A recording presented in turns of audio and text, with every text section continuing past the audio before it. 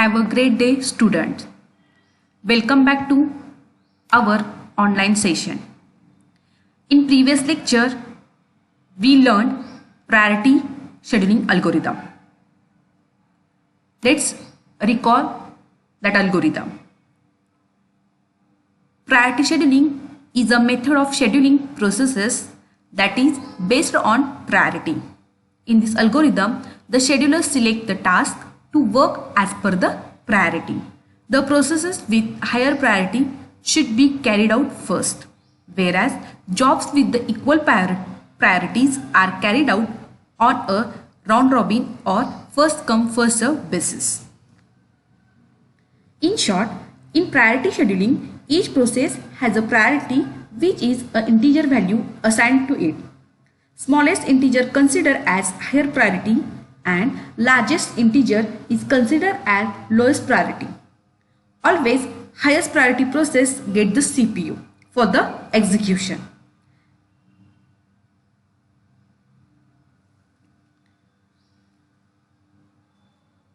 In this algorithm, the highest priority process is given the CPU time first and then the next highest priority process and then next and so on.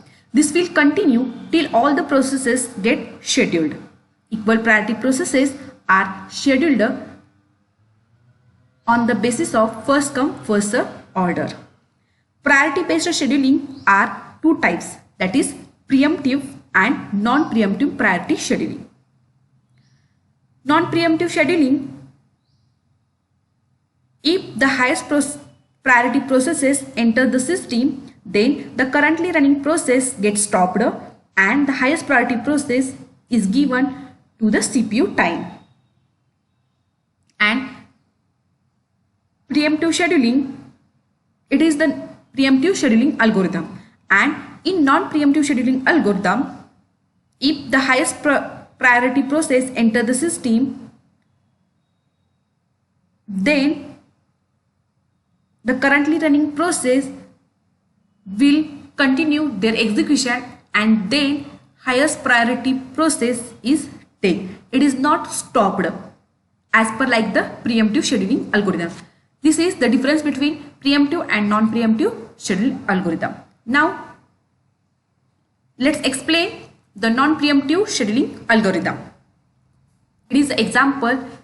There are 5 processes having P1, P2, P3, P4 and P5 and their CPU time, that is the burst time, and their respective priority. Here P1 has a third priority, P2 has first priority, P3 has fourth priority, P4 has a fifth priority and P5 has a second priority. So likewise, the lowest integer value it considered as a highest priority, means P2 it is a priority is 1, it is the highest priority. So let's explain with the Gantt chart. First, P2 will be executed. Its waiting time is 0 and total burst time is 1. So it's a total 1. After that P2, P5 will be executed because it's a second priority and its burst time is 5. So 1 plus 5 is a 6. After that, P1 will get executed. P1 it required a 10 burst time. So 6 plus 10 it's a 16. After that, P3 will be executed because of its fourth priority. Its total burst time is 2. So 16 plus 2 is 18. And last, that is the P4, it having a fifth priority.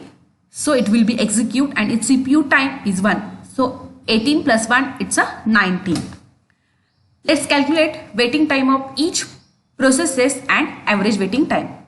P1 required it's a 6 millisecond for the waiting. P2 required 0 millisecond. P3 required 16 millisecond, P4 required 18 millisecond and P5 is required 1 millisecond for the waiting. Take the average of that. It's an average waiting time 6 plus 0 plus 16 plus 18 plus 1 divided by 5. It's a 8.2 millisecond. It's a average waiting time. Now let's calculate the average turnaround time. P1 its average turnaround time is 16 millisecond. P2 it's a 1 millisecond, P3 it's a 18 millisecond, P4 it's a 19 millisecond and P6 it's a 6 millisecond. Take the average of that. that is a 16 plus 1 plus 18 plus 19 plus 6 divided by 5. It's a 12 millisecond. It's a non-preemptive priority scheduling algorithm. Now let's see the preemptive scheduling algorithm. In preemptive scheduling algorithm, if the highest priority process enters the system, then currently running process gets stopped and the highest priority process is given to the CPU time. Let's example. There are 4 processes P1, P2, P3 and P4. It's a burst time, it's arrival time and it's a priority. Let's draw the Gantt chart. As per the preemptive scheduling algorithm, currently running process, we consider the currently running process, it's a P1 process. After that P1, P2 will be enter. But P1 is previously 1 millisecond will be executed. So its waiting time is 0 and it's only 1 millisecond is executed because P2 is entered in the system and P2 has the highest priority as compared to the P1. So currently running process, that is the P1, is stopped and assign a CPU to the process P2. So P2, its a burst time is 1 and P1 is executed for 1 millisecond. So 1 plus 1 is 2. After that P3 enters. Also it compared with the P1. P3 has a highest priority as compared to P1. So P3 will be executed. P3, its a burst time is 3. So 2 plus 3 is a 5. Next, that is the P4. P4 has a priority 3 and P1 also its a priority is 3. The both having the same priority, so it will be considered first come first serve. So first P1 will be entered, so serve the P1 first. It's a P1 will be executed and its burst time is 7 because P1 already 1 millisecond get executed. So now it's a 7 milliseconds. So 5 plus 7, it's a 12 and last P4 will be executed and its burst time is 2. So 12 plus 2, it's a 14. Now let's calculate the waiting time of each process. P1, its a waiting time is 5 and already it is executed 1 millisecond. It's a turnaround time. So 5 minus 1, it's a 4. Next P2, its a waiting time is 0. P3, its a waiting time is 2 and P4, its a waiting time is 12 and its arrival time is 3. So 12 minus 3, it's a 9 and take the average of that. 4 plus 0 plus 3 plus 9 divided by 4, it's a 4 millisecond. Calculate the turnaround time of each process. P1, its a turnaround time is 12 minus 0, its arrival time, so 12. P2, its turnaround time is 2 minus its arrival time 1, so 2 minus 1 is 1.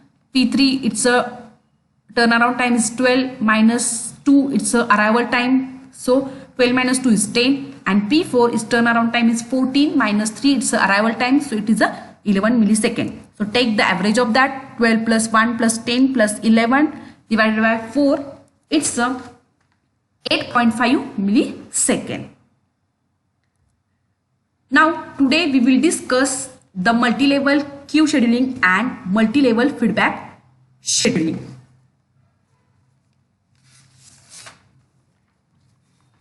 These are the different scheduling algorithms.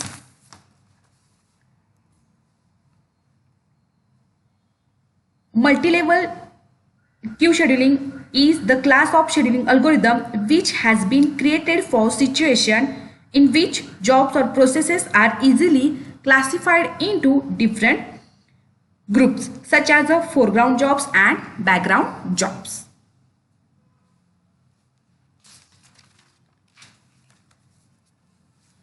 Means sometimes it is necessary to categorize the processes into different groups. For example, separation is made between interactive processes and batch processes. The response time need of these two processes can be dissimilar.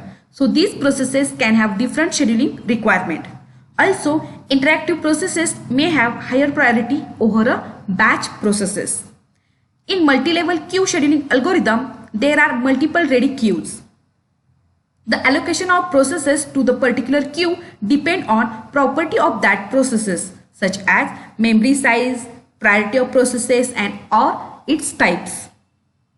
Scheduling algorithm for different queue can be different. The round robin scheduling algorithm can be used for interactive processes queue, and first come first serve scheduling algorithm can be used for batch processes queue. In addition, the scheduling for each queue, there must be scheduling between the different queues. The fixed priority preemptive scheduling is used for scheduling between the different queue.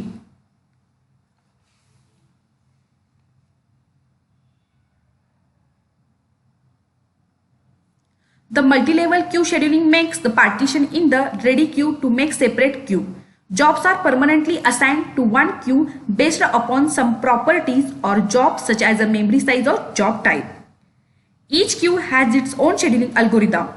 Foreground jobs might be scheduled by a round-robin algorithm, while the background jobs are scheduled by the first come, first serve.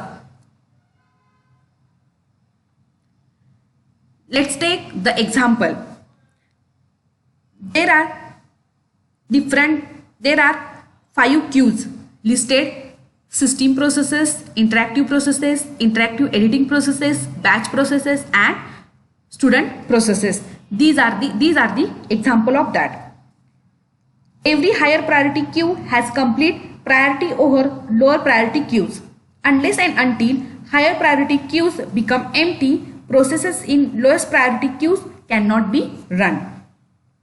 For example, processes in interactive editing processes queue could execute unless and until all the processes in the queue for the system processes, interactive processes finish the execution and this queue become empty. Means what? If interactive editing processes wants to execute, but it cannot be executed unless and until the processes of system and interactive processes will not be empty.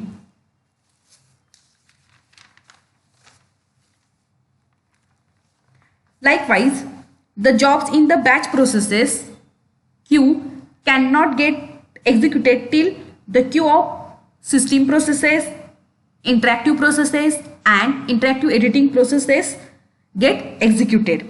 If all the queues are empty, then the batch process start the execution, and if a process arrives in the editing process queue, then the batch processes will be preempted. There is one more possibility in this scheduling, as the queues are separated by classifying them into foreground and background processes. The time could be sliced and can be assigned to different queues.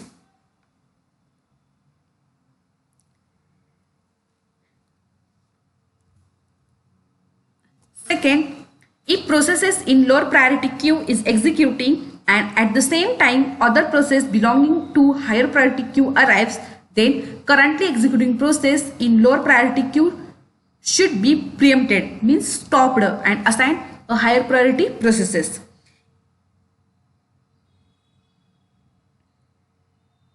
In this algorithm, a fixed amount of CPU time is given to each queue, and within this time different processes from these queues are scheduled. For example, the interactive processes queue can be given 70% of CPU time for round-robin scheduling among its processes, whereas the batch queue gets 30% of CPU to give to its processes on FCFS, that is the first come first serve basis.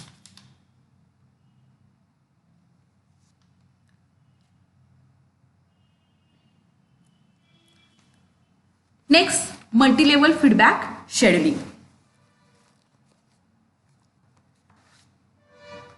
Multi-level feedback queue scheduling, it allows a process to move between the queues. The processes are separate with the different CPU burst time. If a process uses too much CPU time, then it will be moved to the lowest priority queue. This idea leaves the IO point and interactive processes in the higher priority queue. Similarly, the process which wait too long in lower priority queue may be moved to a higher priority queue. This form up against the prevent starvation. Starvation means the low priority processes are kept in ready queue for the longest time and it will be dead. It is called as a starvation. In multi-level feedback queue scheduling, the processes are not permanently assigned to a queue on entry to the system. The processes are allowed to move between queues. A separate queue is maintained for processes with different CPU burst time as per its characteristics. If a process uses too much CPU time, it will be moved to a lower priority queue. Also, if a process waits too long in low priority queue, it will be moved to a higher priority queue. Consider the example of multi-level feedback queue with 3 queues from